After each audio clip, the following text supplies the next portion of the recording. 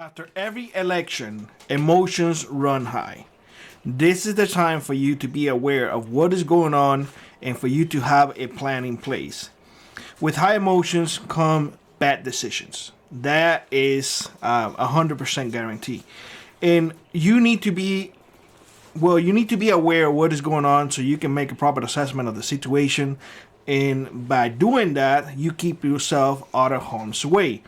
Now, the first thing that you need to start doing is avoiding crowds. Don't be going where people congregate and it has the potential to become volatile. Don't do that. Avoid those places, bars, places where people congregate, especially where there is alcohol involved. Alcohol, people, and it's not a good mix. So try to avoid that for a little bit. You need to be aware that the potential for civil unrest now more than ever is high. It's high because people believe that they can go and express and exercise the First Amendment right.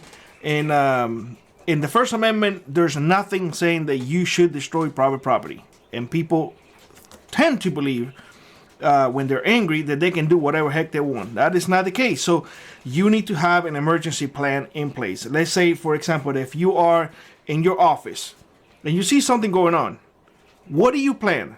Do you plan just to be like, hey, boss, have an email preset already in case, boss, I'm sorry, I don't feel safe. I'm taking the rest of the day off and haul ass. Is that your plan? You got to think about those things. Do you have a preset text in your phone telling your family, hey guys, I see something that I don't like. How about we just stay home, for the next couple of days? Is that your plan? Let me know down in the comment section below. These are important things that you have to keep in mind. You also need to be aware that the change supply may be, you may not have everything coming in at the same time, because when you have people just out and doing things, your trucks will not be able to transport the goods to the stores. So have extra food, extra water. We are heading into winter. For some of us, we are already in winter. Have something to keep yourself warm, whatever it is. I really don't care what it is at this point. I have show you many things that you can use to stay warm. It's completely up to you. You need to be able to fortify your home. There's nothing cowardly about keeping yourself safe in your home. There's nothing cowardly about keeping your family safe. If you have to bore your damn house to keep stupid people out, there's nothing cowardly about that. There's nothing. I mean, I hear that all the time. It's like, oh, you're just a coward. A coward's behind the doors in your house. Like, no, I'm keeping my family safe. If you come into my property, that's a different story. You're going to see how coward people are if that happens. So keep those things in mind. There's nothing wrong with staying at home. That is your safe place, plain and simple. Now, whoever comes into your safe place, that's a different story. You also need to be aware that, internet may be saturated by people being in it. So it may become times where the internet may not be as reliable. So keep cash at hand. If you got to go to the gas station and fill up gas, cash right there, they will be able to open the pump for you. The car, they say they may not be working and you may not be able to get gas. Always keep your gas tank always full. If it goes a quarter, fill it up. Not even half, a quarter, fill it up. Keep it full. It's a lot easier. Especially, let me put it like this. I have cars, they are gas guzzlers. And I have to start my cars 25 minutes before I even leave the house every single day because it's so damn cold in here.